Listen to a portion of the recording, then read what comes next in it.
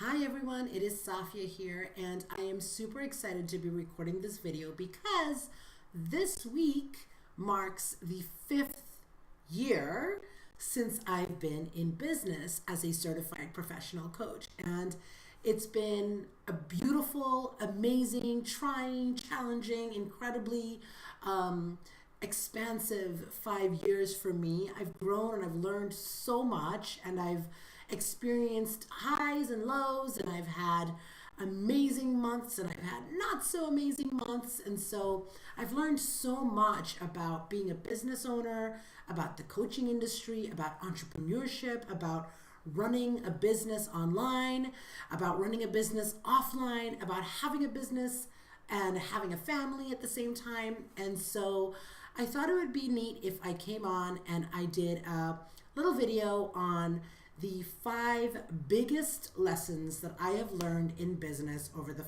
past 5 years. First thing on my list of 5 is that I've learned how to lean into my strengths. So I just want you to know that your strengths and your passions are 2 separate things, okay? And for me, it was really important for me to source what my unique strengths were and learn how to leverage those things inside of my business to help me grow my business. So I say that because, as a business owner, there's so many things that we could and should and would be doing in our businesses, but not all of those things are really aligned with our strengths. And I think what happens is, we try to do too much, or we try to DIY certain things, and it ends up costing us more in the long run. So it was really important for me to identify earlier on in my business what my strengths were. What were the things that I knew that I was good at, and really lean into that, right? Because as it's easy for us to sort of think that we should be doing X, Y, Z, or that we should try X, Y, Z. And while it's important to try, and while it's important to know and get like an understanding around certain things, it's also important to really identify what are the things that you're good at, what are the things that you're strong at, and really, really lean into that. So, for example, one of the things that I've always been really good at and really passionate about is connecting with people in person and teaching, and just being in a room and teaching people, and just sort of, I'm a natural connector, so I know that's one of my strengths. And so when I brought my business into the online space where I was doing everything virtually, I wasn't out there in the world connecting with people on that very personal, in-person way anymore. And so what started to happen for me in my business is that I started to feel like a little bit of a dullness in certain areas. And I realized that was because I wasn't leaning into and tapping into one of my core strengths, which is that in-person connection. So I had to find a way to harness that, right? And bring it into the online space, and also sort of mix it into what I was doing in the online space, so that I was also connecting offline, so that I was filling up and really leaning into those strengths for those offline in-person connections as well. So for you, that might look like, and I've spoken to so many different people on this, and that might look like, if you know your strengths are videos, for instance, right? And you know that you own the camera and you can really speak in front of a camera and be on video and do live streams, but you're spending a lot of time writing blogs and putting out copy and trying to do things into written form, then you're gonna notice yourself being drained by that, because you're not leaning into those strengths of being in front of the camera and doing live streams, right? So it's important for you to know what those strengths are and lean into them, because when you lean into them and you do them more consistently, you show up more confidently. And when you show up confidently, you're more likely to do the thing more often, and you're more likely to take more consistent action. And when you're taking consistent action, you will always get results. No matter what, you will get results when you're taking consistent action. So know what your strengths are and really, really lean into them. Okay, the second thing, the second big lesson I have for you, and it kind of piggybacks off of the first one, is hire your weaknesses. So just as it's important to know what those strengths are, it's also important to know what your weaknesses are, right? It's important to know what are the things that you're not so good at in your business. And as quickly and as quickly as you can afford to, hire the help you need in that department. So when I was first starting out in business, I obviously didn't have a huge budget to hire a team or outsource on the level that I do now, right? And so I had to learn a lot of these things on my own. And while I enjoy that and why I think there's a lot of value in that, because now I have a deeper understanding of some of the processes and some of the things that I outsource, it also took me a lot of time to get through certain things, right? And so it's so important. And so what happened was I recognized immediately and I recognized right away the importance of investing in myself and in my business, and investing in the right things as well, which I knew were not my strengths. So here's what I mean by that. There was a period of time in my business a few years ago where I was doing all the things, but my mindset wasn't really there. So I knew that I had to work on my mindset, because that was the thing that was going to change everything else in my business, right? And so I hired a coach, an amazing, amazing business coach who really helped me to work on my mindset. And that was something that I could not have done on my own. I could have journaled, I could have meditated, I could have read all the books, but it was so important for me to get help from an expert in that department to help move me forward. Similarly, like there's certain things that I know drives me crazy with tech. I recognize the importance of outsourcing those things, because the time that it's taking me to try to figure it out, to try to, finagle with tech and do this and do that, I could easily outsource that and leave myself available to focus on the things that are in my zone of genius. And now there's so many more resources and so many more cost-effective solutions to certain things that wasn't there when I first started my business 5 years ago. So the important thing here is what I want to drive across is know what your weaknesses are as well, and don't hesitate to hire your weakness, because the sooner you do, I guarantee you, the sooner you will move your business forward. The sooner you start to invest in yourself and invest in your business and hire your weakness, the sooner your business and your circumstances will transform. So that could look like hiring a coach to help you with mindset, or to help you with strategy and sales and, accountability in certain things. It could look like a video editor to help you edit your videos instead of you spending hours trying to figure it out. It could look like a designer to help you put your landing pages together, or your email sequences together, or a copywriter. Whatever the thing is that you know your weaknesses are, hire that as quickly as you can afford to, because it will save you time, money, and energy in the long run. Okay, the third thing is comparisonitis. So comparisonitis is the fastest ticket to bankruptcy. And that might not be the first time you've heard me say that if you follow me, but comparisonitis is the one thing that will drain the living daylights out of you. So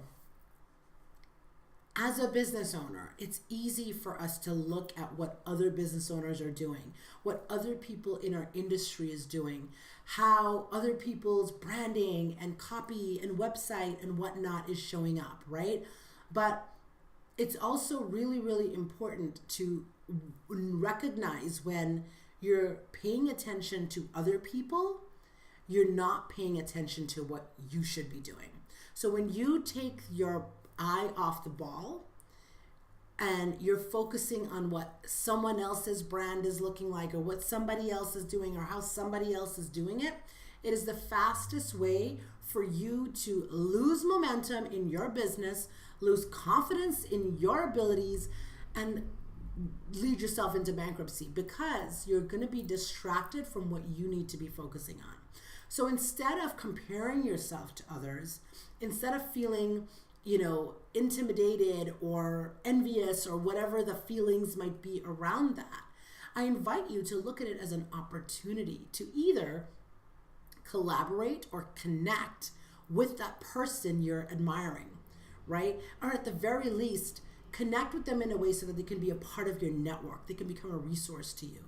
And use them as inspiration. Use whatever the thing is that they're doing in their business that you are completely, secretly stalking.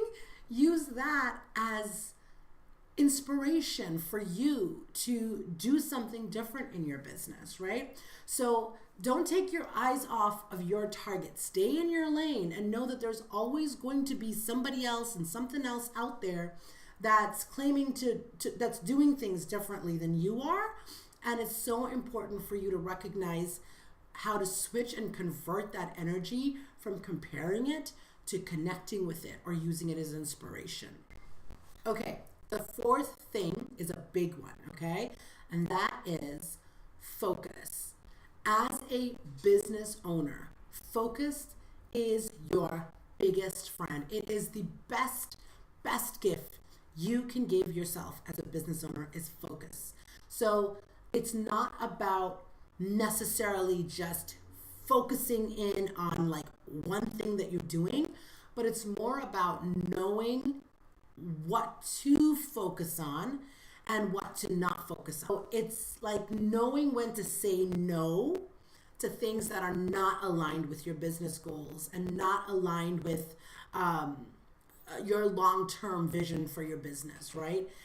It's knowing when to say no to working with people who are not your ideal clients and focusing on serving those people who are.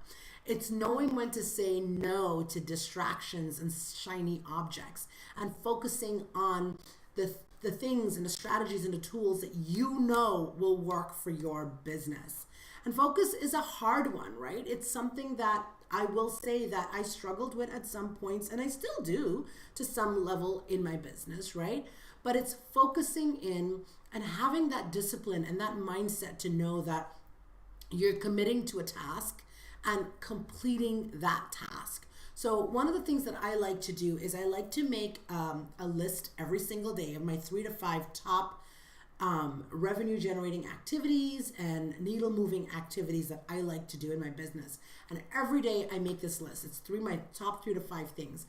And I do not move on to the next thing until I've completed the first one, right? Because it's so easy for you to jump from thing to thing.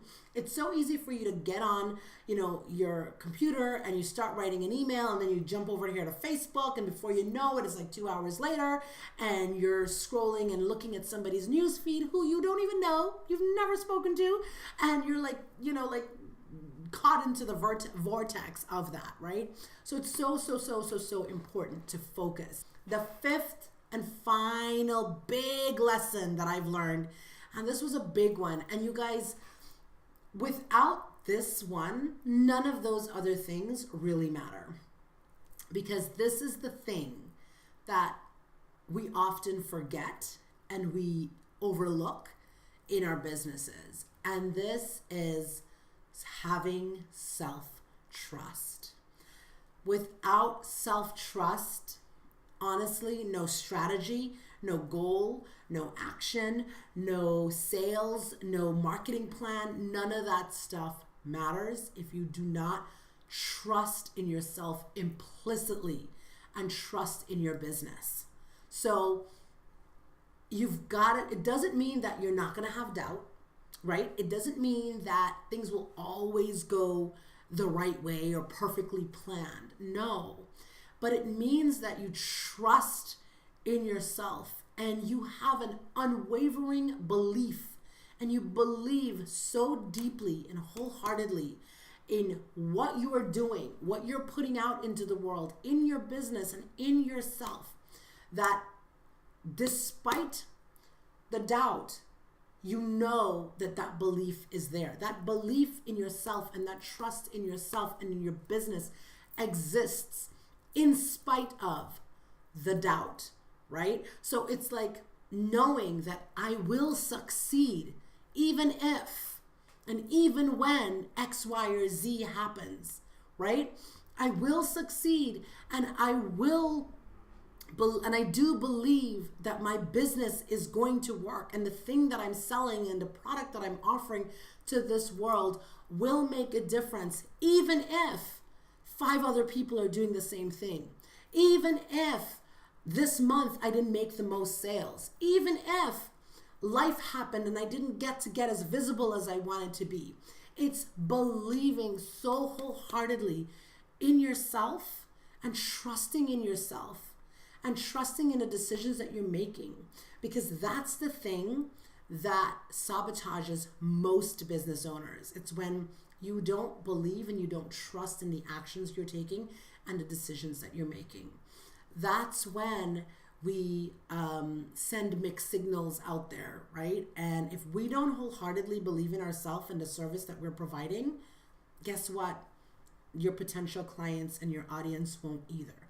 So that's it. Those are my top 5 biggest lessons I've learned over the 5 years in business. I've got so much more, but I really do feel like these 5 really sums it up, because I think that without really knowing what my strengths were and leaning into them, without knowing when to raise my hand and sometimes ask and pay for the help that I need, right? So hiring my weaknesses, without knowing when to not focus on what my competitors are doing and use them as inspiration, or at least connections and networking with those people, right?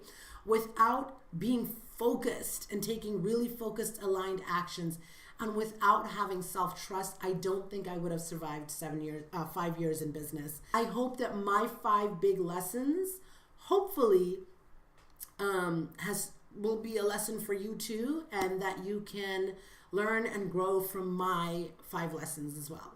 All right, take care. Bye.